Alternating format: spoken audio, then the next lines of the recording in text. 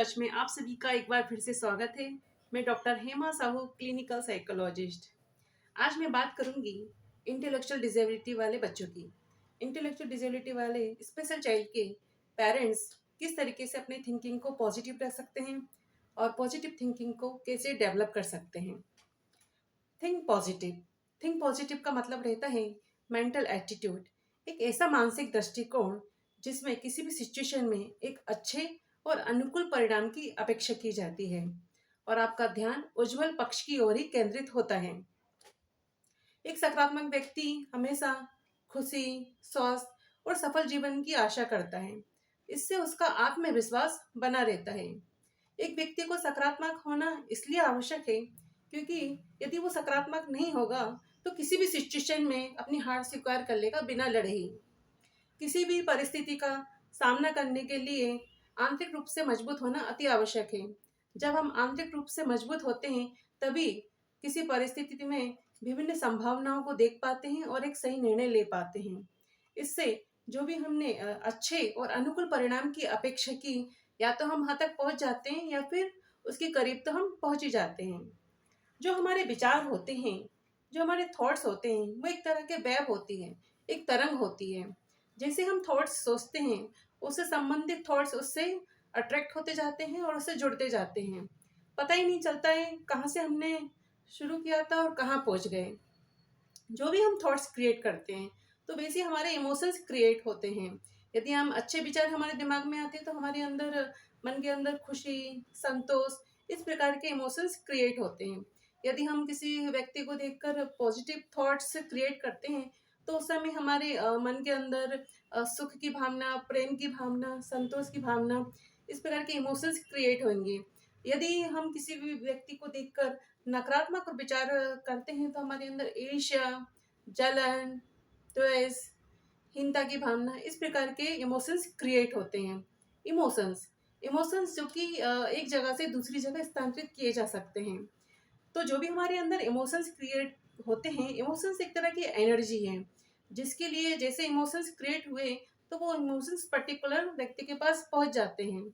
तो यहाँ पर बात ये कहना चाह रहे हैं कि जो भी हम विचार क्रिएट करते हैं तो उससे जो इमोशंस क्रिएट होते हैं, यदि हम स्पेशल चाइल्ड के लिए सकारात्मक विचार क्रिएट करते हैं तो अच्छे इमोशंस क्रिएट होंगे और इमोशंस उस बच्चे तक पहुंच पाएंगे।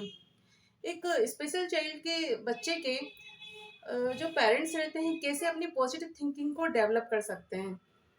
पॉजिटिव थिंकिंग, जो भी वो विचार क्रिएट करते हैं तो उसमें सकारात्मकता होना चाहिए जिससे वो अपने बच्चे के साथ इमोशंस के जरिए एक सकारात्मक बातचीत कर सकते हैं। इंटेलेक्चुअल डिसेबिलिटी या डेवलपमेंटल डिसऑर्डर वाले बच्चे के पेरेंट्स किस तरीके से पॉजिटिव थिंकिंग को डेवलप कर सकते हैं। एक बच्चे के पालन पोषण तो एक बहुत बड़ी जिम्मेदारी है ही, लेकिन बच्चा यदि स्पेशल चाइल्ड है तो माता पिता के सामने बहुत सारी चुनौतियां आ जाती हैं, बहुत सारे विचारों से वो घिर जाते हैं। जैसे कि एक बच्चा स्पेशल चाइल्ड के रूप में पैदा होता है तो सोच सकते हैं कि ये मेरे परिवार के साथ नहीं हो सकता, अब मुझे जीवन भर इस बच्चे का बोझ उठाना पड़ेगा। जब बच्चा 5 साल का होगा या 12 साल का होगा या 21 साल का होगा तब उसका क्या होगा। या फिर हम सोच सकते हैं कि बच्चा प्रशिक्षण के योग्य है तो उसे उसकी क्षमताओं का एहसास दिला के आत्मनिर्भर बनाया जा सकता है। माता पिता डिसेबिलिटी को विभिन्न तरीकों से देख सकते हैं। यदि इसको सकारात्मक तरीके से देखें तो पेरेंट्स और चाइल्ड के बीच में एक सकारात्मक बातचीत हो सकती है। विचारों की गलत एवं नकारात्मक व्याख्या हमारे इमोशंस को प्रभावित करती है, हमारे महसूस करने के तरीके को प्रभावित करती है, हमारे जीवन जीने के तरीके को प्रभावित करती है।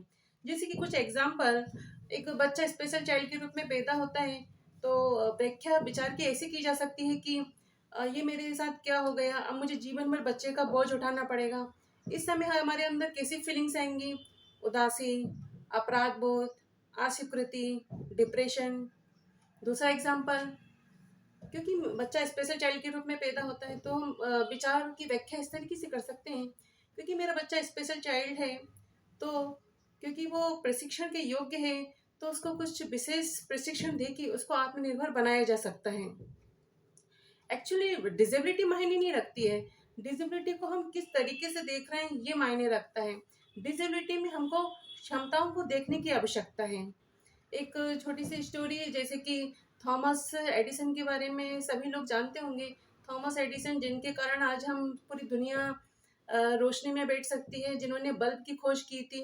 थॉमस एडिसन ने हजारों बार असफल होने के बाद बल्ब की खोज की थी। किसी पत्रकार ने उनसे पूछा था कि इतने बार हजारों बार आप असफल हो गए, अब आप सफल हुए तो आपका कैसा महसूस हो रहा है? तो उनके द्वारा बताया गया था कि मैं हजारों बार असफल नहीं हुआ हूँ, मैंने हजारों बार वो तरीके सीखे कि किनसे बल्ब का फिलामेंट नहीं बन सकता है। थॉमस एडिसन एक महान वैज्ञानिक थे। जब वो छोटे थे, जब स्कूल में थे, तो उनको स्कूल से निकाल दिया गया था और एक नोट अपनी माँ को देने के लिए कहा गया था। जब वो नोट माँ ने पढ़ा तो वो रोने लगी, और जब थॉमस एडिसन ने पूछा कि क्या हुआ, तो उनके द्वारा बताया गया कि पत्र में लिखा है कि आपका बच्चा बहुत बुद्धिमान है और हमारे पास ऐसे टीचर नहीं कि आपके बच्चे को पढ़ा सकते हैं, तो इसलिए आप अपने बच्चे को घर पर रखिए और आप स्वयं घर पर पढ़ाइए। इससे थॉमस एडिसन बहुत खुश हो गए और उनका मनोबल बहुत बढ़ गया। उनकी माँ ने उनको केमिस्ट्री की एक बुक दी, जिसको पढ़ पढ़ के वो काफ़ी सारे रिसर्च करने लगे। जब वो महान वैज्ञानिक बन गए और उनकी माँ का स्वर्गवास हो गया, उसके बाद उन्होंने अपनी माँ की अलमारी में से एक डायरी निकाली और उसमें से वही पत्र मिला जो उनको स्कूल से मिला था। जब उन्होंने उस पत्र को खोला तो वो रोने लगे, क्योंकि उस पत्र में लिखा था कि आपका बच्चा मंद बुद्धि है, हमारे स्कूल में इसको पढ़ाया नहीं जा सकता, हमारे टीचर आपके बच्चे को नहीं पढ़ा सकते, आप स्वयं इसको घर पर पढ़ाइए। उस समय थॉमस एडिसन ने लिखा था कि एक माँ ने एक मंदबुद्धि बच्चे को एक महान वैज्ञानिक बना दिया। ऐसा क्यों हुआ? क्योंकि उनको पता ही नहीं था कि वो मंदबुद्धि हैं। उनको तो सिर्फ उनकी कैपेबिलिटी से उनकी माँ ने अवगत कराया था। हमारे जो थॉट्स रहते हैं, हमारे जो विचार रहते हैं, सकारात्मक तो होने ही चाहिए, साथ में उनमें लॉजिक होना चाहिए, तर्क होना चाहिए। जैसे कि कुछ एग्जाम्पल, जैसे कि हम सोच सकते हैं तर्कहीन तर्क संगत विचारों के माध्यम से एक तर्कहीन विचार, मुझे अपने बच्चे के लिए आदर्श माता पिता बनना चाहिए। या हम एक इसको तर्क संगत के रूप में इस तरीके से बोल सकते हैं कि मुझे अपने बच्चे के लिए एक आदर्श माता पिता बनने की कोशिश करना चाहिए। हो सकता है कि मैं बहुत बार असफल हो जाऊं, लेकिन मुझे ये स्वीकृत है। नंबर 2, एक तर्कहीन विचार, क्योंकि मेरा बच्चा इंटेलेक्चुअल डिसेबिलिटी वाला है तो इसको शिक्षित नहीं किया जा सकता। एक तर्कसंगत विचार, क्योंकि मेरा बच्चा प्रशिक्षण के योग्य है तो मैं इसे इसकी क्षमता के अनुसार प्रशिक्षण दे के इसको आत्मनिर्भर बना सकता हूँ। नंबर 3, क्योंकि मेरा बच्चा इंटेलेक्चुअल डिसेबिलिटी वाला है तो मेरे से कई पहचान वाले मेरे दोस्त वगैरह मेरे से दूरी बना के रखते हैं, मुझे फ़ोन नहीं करते हैं। एक तर्कसंगत विचार, हो सकता है मेरा दोस्त किसी कारण से बहुत बिजी हो, कुछ कठिनाइयों के कारण मुझे फ़ोन नहीं कर पा रहा है। एक तर्कहीन विचार, मैं अपने बच्चे को बार बार सिखाता हूँ तो मैं असफल हो जाता हूँ। एक तर्कसंगत विचार, क्योंकि मेरा बच्चा इंटेलेक्चुअल डिसेबिलिटी वाला है, उसको सीखने में थोड़ी समस्या आ सकती है, वो धीरे धीरे सीख सकता है।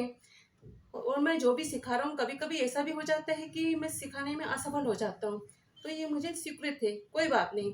मैं सिखाने के नए तरीके खोजूँगा और उन तरीकों से अपने बच्चे को सिखाने का प्रयास करूँगा। इस प्रकार से अलग-अलग थॉट्स रहते हैं जिनको हम लॉजिकल तरीके से अगर सोचें, तो बहुत हद तक इन समस्याओं का समाधान किया जा सकता है। स्पेशल चाइल्ड के माता-पिता और हम सभी को नए कौशल और नए तरीके सीखने की आवश्यकता है। माता-पिता स्पेशल चाइल्ड के साथ सकारात्मक संबंध बनाए जाना मददगार हो सकता है। उनके साथ अधिक समय बिताएं, अधिक से अधिक बातें करें, कुछ ऐसी सोशल एक्टिविटीज़ करें जिसमें परिवार के सभी लोग भाग ले सकते हैं।